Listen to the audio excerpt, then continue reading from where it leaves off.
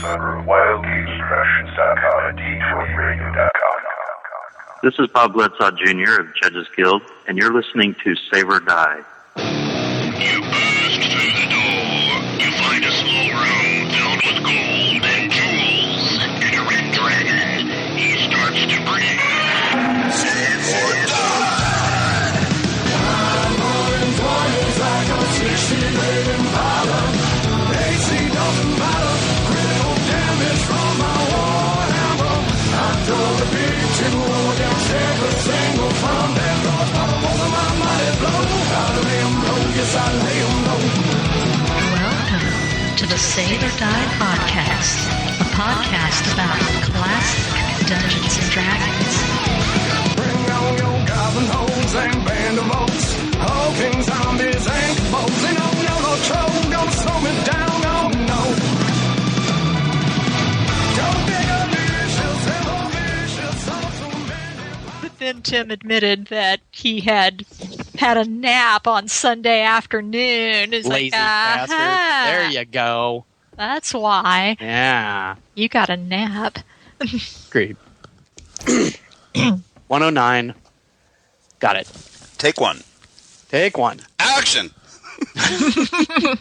Hello, everyone. It's Save or Die. We made our saving throw from North Texas RPG Con. Just barely.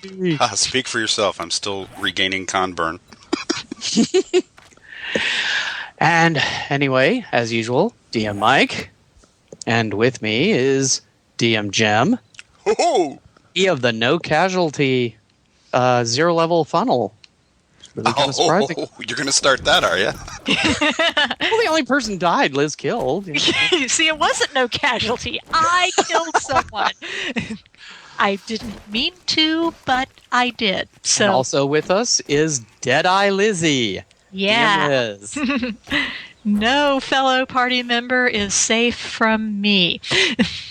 Doo-doo-doo. And we're talking about North Texas RPG Con. Yay! Yay! And it's only been a week since the con, so it's still relatively fresh, I hope, in our heads. Ish. But first, I was just thinking, as we record this, I was flying home from it a week ago. I think we were actually home at this point, but only just. It was a lot easier to get home than it was. It was dealing a with lot. Dallas traffic on a Thursday night. Yeah. So anyway, let's talk about what we've been doing this week. What did we do at gaming this week? Who cares? Ow! Which is the con, I guess. The hell you say? I ponied up, manned up, and ran my campaign last night. Woohoo! Well, then you can start. We were all just waiting. It's like, usually it's like after you say that, it's like, and Jen. And Liz. Well, I can do that if it makes you feel better. Well, yeah, but I mean, with that silence, we're just like, okay, who's he going to call on? Silence. No, so we could drop the bumper in. Yeah. Oh, okay. Liz is still recovering from the con. I am. Well, we did play in my campaign last night, and I'm going to brag on my players because they're all 3rd, 4th level, and if you wanted like a rough equivalency to basic D&D and regular D&D, the levels are about twice as powerful because the levels only run to 10. So 3rd or 4th in a DCC campaign or MCC campaign is roughly equivalent to 6 to 8 in the context we would normally discuss on the show. So I got the bright idea, well, it's time to try a dragon out on them. And I busted out and created this mutant creature using the DCC dragon rules, which are not your basic D&D walking bag of XP. I mean, like 5 melee attacks around, a 99 hit point breath weapon, AC 27. Sort of what dragons became in late 2nd and 3rd edition D&D. Yeah. Okay. With mutations. I was like killing myself going, oh, just give him Godzilla breath and be done with it. So atomic breath. Done. And that it? You want more? I didn't know how it was going to go, and I thought there was probably. I mean, my players don't know this, but I had a backup plan for how their could all be maybe revived later if they were completely wiped out. But it only took out most of the village and killed maybe 2 or 3 of the players. And then one of them got off like a 30 mutation check, molecular disruption, and took out 10 cubic square feet of its head. That'll do it. And that was Which that. tends to impinge the combat ability of anyone, really. Yeah. So there went the 600-year-old worm with a name and a reputation. So it was a lot of fun, and we had, for whatever reason, the campaign is growing, and we had a new player drop in, a woman named Beth, and I have never seen anybody hit the ground running. I mean, she's played 3rd and 4th edition. She's got some gaming experience, but I mean, she just did that magic trick where she just dropped right in the group like a missing jigsaw puzzle piece.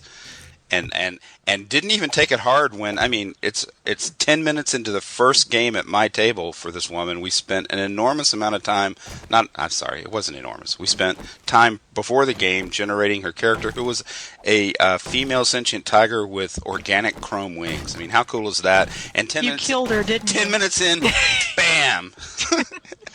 I'm like, it's okay. It's a 99 hit point breath weapon, save for half damage, and she's sitting there with 14 hit points. And she didn't save for half. Really?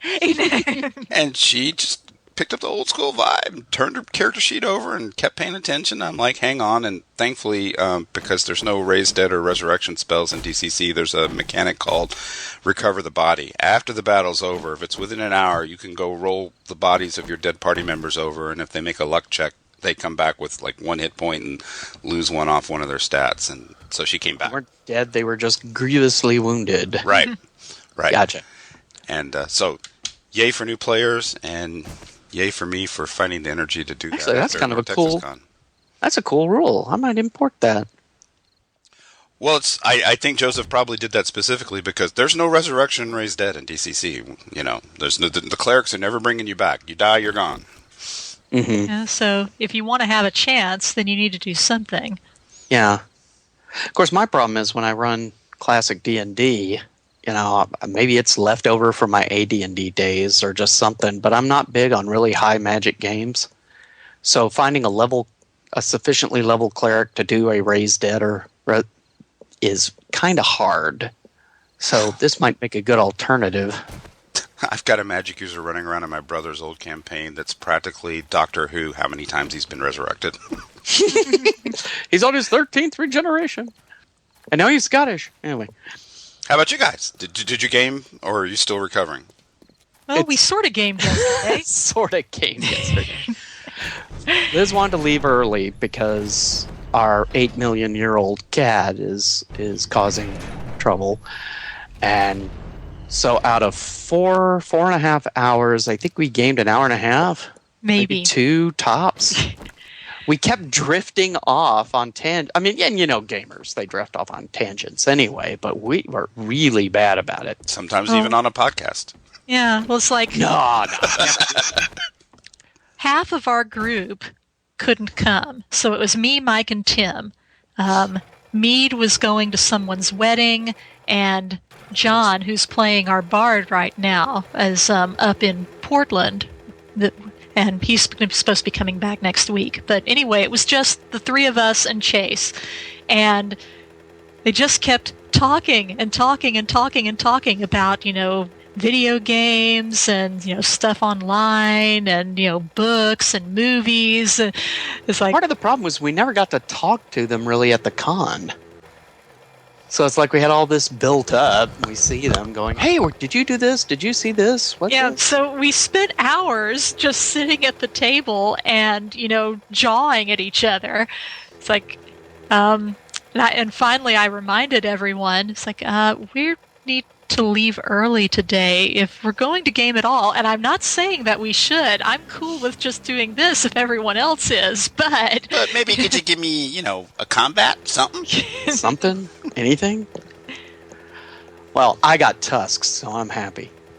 But Yeah. your character grew tusks?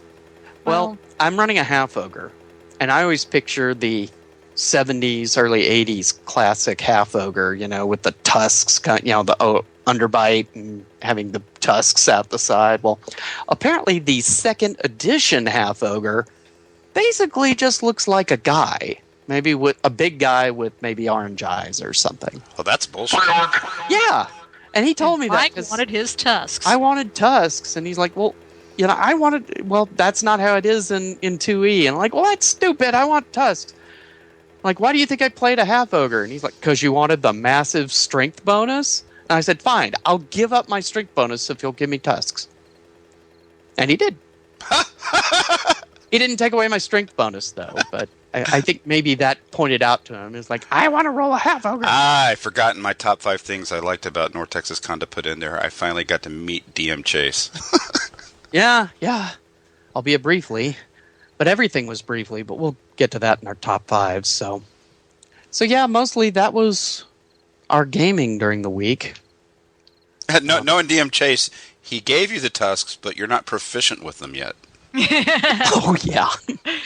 Every time Yeah, you I try did to my eat, usual. you're going to have to do a save. Make sure you don't bite yourself. Yeah, I did my usual. We're getting a ferry across this river, and I'm like, I don't have the sitting in a boat proficiency, so do I need that? No. Well, wait, I don't have beach use. So does that mean I can't get out of the boat and get onto the bank? He said, make a roll. You forgot to breathe because you don't have breathing proficiency. Cool, am I dead? No. I guess this is the point where I thank you for not giving me a hard time like that at the game. You are not remotely, no. Of course, it may have helped because we were all 0-level stupid people, so it wasn't like we had any skills. If all you got's a spear and a flint dagger. How proficient you are in anything, if you roll a 1, it's like, forget it. I'm trying to remember, who did you tag? You tagged Dave Beatty right after he tried to bribe me with an entire box of Reese Cups, didn't you? I don't remember the names of anybody we sat with, but he was like opposite corner from you. Yeah, it's like He was there. Yeah, if you looked straight across from where I was sitting and then at the corner to my right, whoever that guy was, I killed one of his characters, and Fortunately, he took it well. Oh, yeah, later. He saved that all for getting home and getting online. I gave DM Jim Reese Cups, and all I got was 3 dead characters. You're welcome. I don't think all of his characters died. I just remember that one that I killed. Well, you definitely only killed one. Anyway. Anyway. But the only thing I'd like to mention, apologize to Andrew Larius for missing him again. 2nd year in a row. From Ireland. All I can say is we missed most people this year. We were really busy. But we'll get into that later. And the last thing I'd like to mention is I happened to watch the Jim Butcher, there had to be a Dresden Files reference here, seminar at PhoenixCon last year. And he actually mentions running his kids through Keep on the Borderlands. Aww. Which was awesome enough, but he said he actually put it in a medieval D&D zombie apocalypse. So they were fighting through the zombies to get to the keep, which was one of the few remaining living outposts. And then they had to go to the Caves of Chaos as a diplomatic mission to try to enlist the humanoids on the side of the remaining humans. So it's like, you made Keep on